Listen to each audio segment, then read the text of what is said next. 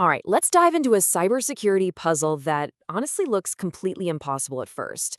We're talking about a cross-site scripting challenge that's so well defended, it seems like there's just no way in. But as you're about to see, by using a weird little ghost in JavaScript's own machine, we're going to pull off the perfect heist. So here's how we're going to tackle this. First, we'll scope out the scene, the puzzle itself. Then we'll figure out what's causing that initial error that keeps stopping us. After that, we'll uncover this JavaScript ghost that's going to be our secret weapon. From there, it's all about crafting the perfect payload, racing against a bot, yeah, there's a bot, and finally pulling off the whole thing. Okay, so our target is this super simple note-taking app. You type in some content, it shows up on the page. Easy enough, right? But lurking right there, in plain sight, is a major vulnerability. It's like a locked door, but the key seems to be missing. And when you first look at the code, you'd think this is a cakewalk. I mean, our input, the content, is just dropped straight inside a script tag.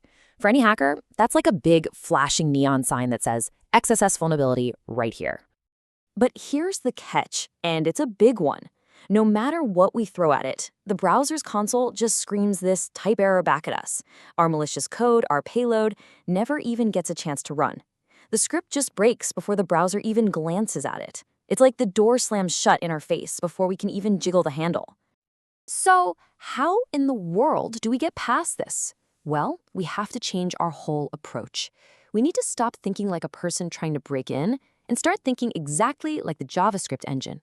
We have to follow its every move step by step as it reads the code. Which leads us to the million-dollar question. Why does our code never ever run? The error is happening before our payload is even considered. See, the problem isn't our code. It's the code that comes before it. Let's break down exactly what the engine is doing. First, it looks up an object called secure. But of course, that object doesn't exist yet. So what's step 2?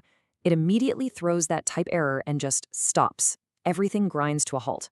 Our payload, which would only get looked at way down in step 4, never even sees the light of day. Okay, so our mission is clear. We somehow need to make the secure object exist before the engine goes looking for it. But how do we do that? This is where we find our ghost in the machine, a really fundamental, kind of weird JavaScript behavior that turns out to be the hidden key to this whole thing.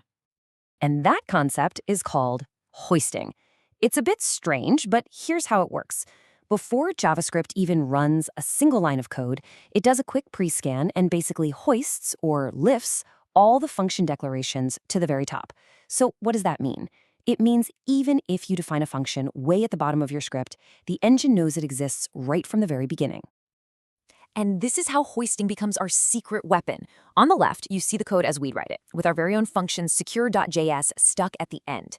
But on the right, that's how the engine actually sees it after hoisting our function straight to the top. So now when it gets to secure.validate, does the secure object exist? You bet it does. And just like that, the error is gone. Okay, phase 1 is complete. We've gotten past that first line of defense, and the script doesn't crash anymore. Awesome. But we still need a way to actually run our code, because right now it's just stuck inside a plain old string. We need a tool for that, something often called an execution gadget. And for this job, our gadget of choice is the .replace method. Now here's the genius of it. Before the engine can even call the secure.validate function, it first has to figure out what all the arguments are.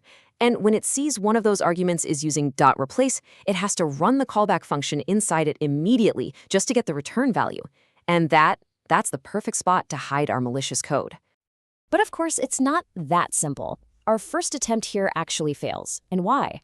Well, you have to remember we're injecting all of this code inside an existing string. So that semicolon and the function keyword, they completely break the string's syntax and cause a whole new error. We're still trapped. So what this means is we've got to do a little syntax cleanup to break out of our string prison. The plan is simple but brilliant. First, we inject a single quote. That closes the string we're trapped in. Then, we add a closing parentheses. That closes the .validate function call itself. And just like that, with those 2 characters, we've broken out. We're free to write our own JavaScript. So just when we think we've got it all figured out, we hit another wall, a new complication. It turns out our exploit isn't being viewed by a person. Nope, it's being opened by an automated bot, and this bot is in a real hurry. Buried deep in the bot's source code, we find this one little line. await sleep 15,000. What that means is the bot will open our page, wait exactly 15 seconds, and then, poof, it closes the browser. No questions asked. So whatever we're going to do, our data heist has to be lightning fast. This time limit completely changes how we have to steal the data. A modern approach like fetch just won't work here. It's asynchronous, which means it kicks off the request, but the browser doesn't wait around for it to finish. The browser would close long before our data ever got sent. So instead, we have to use a classic old-school trick, setting an image source. This is a synchronous, fire-and-forget kind of request. It's sent immediately, which guarantees our data gets out before that 15-second timer is up. And with that, we have all the pieces.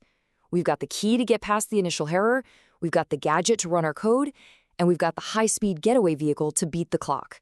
It's time to put it all together and build our final unstoppable payload. Let's walk through this masterpiece one piece at a time. First, semicolon, that's our breakout tool, getting us out of the syntax prison.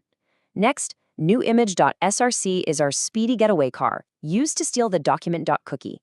And that cookie is what holds the flag we're after. Then we have our hoisted function secure though, which is the ghost key that prevents the whole thing from crashing at the start. And finally, that little double slash at the end is our cleanup crew. It comments out any leftover junk on the line to make sure we don't get any last-minute syntax errors. And here it is in all its glory. This is what the final attack looks like when it's actually sent to the bot. All those weird percent signs and numbers, that's just what our payload looks like when it's URL encoded so it can travel safely across the web. The bot's browser will decode it on the other side and run our perfect little heist.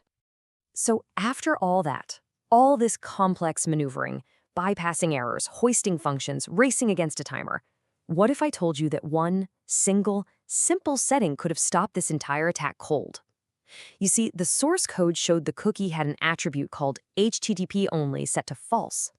If that had just been set to true, document.cookie would have been completely inaccessible to our script. Our entire heist would have been for nothing. And this clever JavaScript ghost, it would have just vanished without a trace.